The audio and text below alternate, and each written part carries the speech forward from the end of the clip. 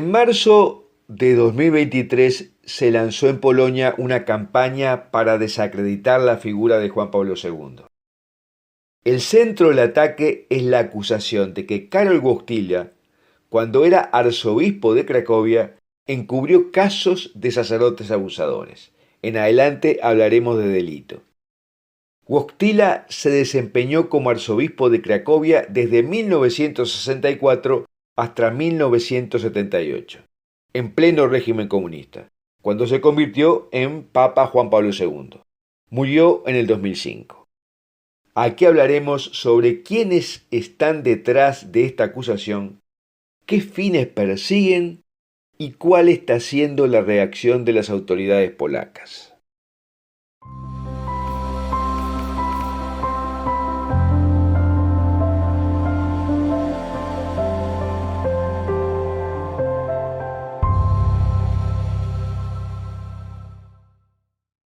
Al inicio te queremos recordar que te suscribas a este canal y a la newsletter de Foro de la Virgen María. Le des un me gusta a este video y lo compartas con tus amigos. Y en pantalla verás las formas de colaborar con nuestra misión a través de Patreon porque necesitamos tu ayuda para continuar. Todos los links están en la descripción del video.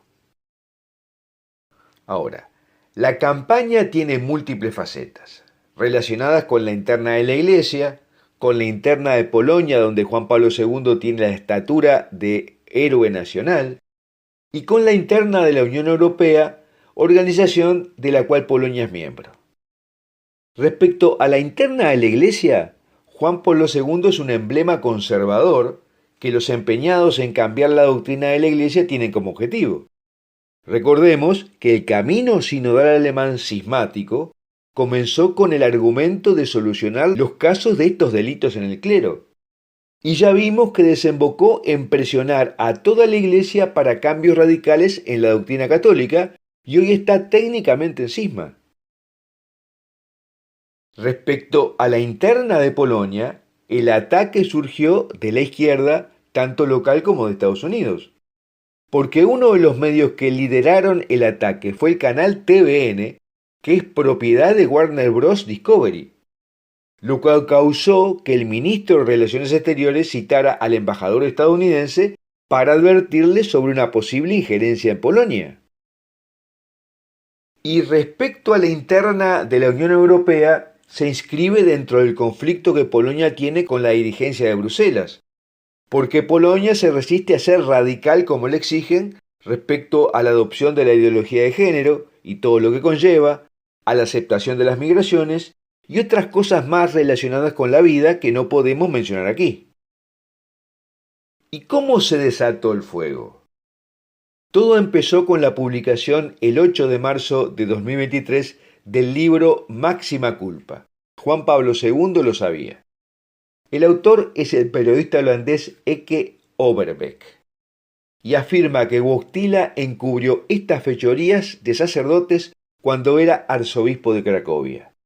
Se lanzó con una operación de marketing bien orquestada, porque el 7 de marzo la televisora TVN también emitió un reportaje sobre la supuesta responsabilidad de Wojtyła en tolerar estos episodios como arzobispo de Cracovia. La operación incluye al diario Gazeta Wyborcza, liberal de izquierda, propietario de la editorial que publicó el libro, el semanario Newsweek, la televisión TVN, filial de una empresa estadounidense, como dijimos, y el portal Onet. Newsweek y Onet están vinculados al gigante mediático suizo-alemán Ringer Axel Springer. Y el eslogan de la campaña es "Lo que la Iglesia esconde sobre Juan Pablo II". El autor del libro, Overbeck, carece de formación histórica y es casi totalmente acrítico con los archivos de la policía secreta comunista, de quien toma los datos, según historiadores polacos, e ignora por completo el hecho de que fue Juan Pablo II el primer papa que inició una lucha sistemática contra estos delitos dentro del clero a escala mundial. Y no solo intenta demostrar que Juan Pablo II encubrió casos cuando era metropolitano de Cracovia, sino que siguió haciéndolo durante todo su pontificado. Pero la realidad es que cuando Juan Pablo II tuvo conocimiento de la magnitud de estos delitos en Estados Unidos, hizo fuertes discursos a los obispos de Estados Unidos e Irlanda y puso en marcha normas contra estos desmanes en la Iglesia en todo el mundo.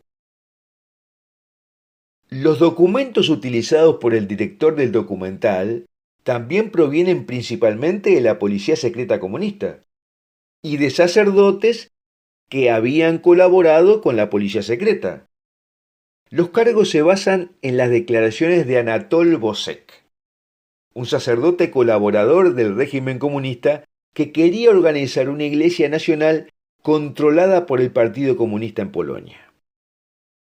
Bosek pertenecía a un grupo de los llamados sacerdotes patriotas, y se insinúa que Wojtyła aprendió la tolerancia a estos delitos de su mentor, el cardenal Sapieha, y se insinúa con picardía que quizás había algo entre Wojtyła y el viejo cardenal que tanto lo amaba. Bosek era alcohólico, y sus declaraciones eran tan descaradamente falsas que ni siquiera los comunistas se atrevieron a usarlas para atacar a Sapieha en ese momento. El régimen comunista polaco hizo todo lo posible para disminuir el impacto de la acción pastoral del Papa Juan Pablo en su país. Pero luego de la caída del régimen comunista soviético en 1989, las mismas fuerzas políticas continuaron criticando a Juan Pablo II, aliándose con círculos liberales anticlericales y católicos progresistas que no apreciaban la línea conservadora de la Iglesia.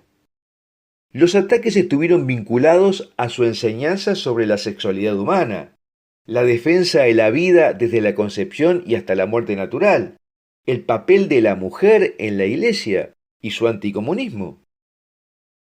Pero nadie en su sano juicio piensa que tolerar estos delitos era aceptable para Juan Pablo II, quien fue nombrado personaje del año por la revista Time en 1994, justamente por la firme postura que había tomado contra este delito clerical.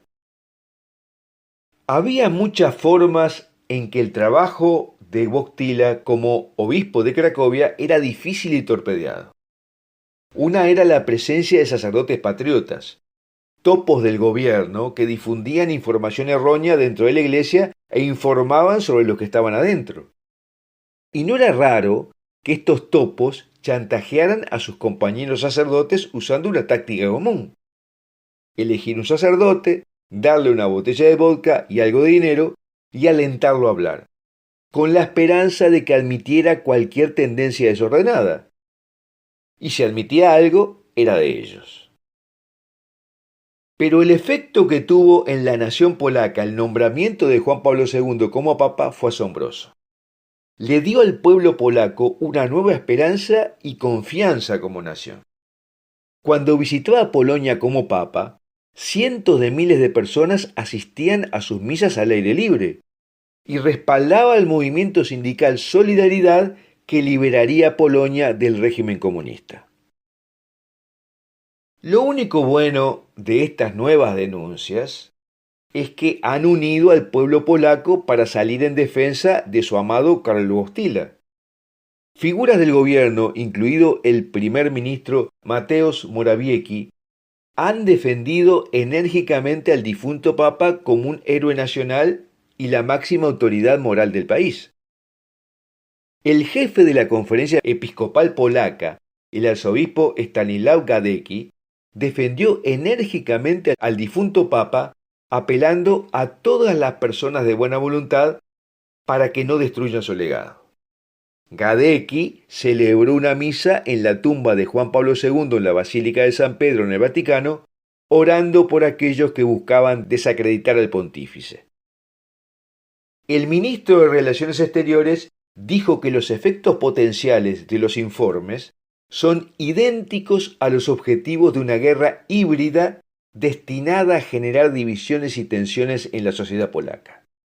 Y la Cámara Baja del Parlamento de Polonia aprobó una resolución para defender la reputación de San Juan Pablo II. La resolución condena la vergonzosa campaña mediática contra el ex Papa y muchos de los diputados aparecieron mostrando fotos de Juan Pablo II. Bueno, hasta aquí lo que queríamos hablar de la campaña que se ha desatado sobre Juan Pablo II, que tiene detrás la entente de enemigos diversos.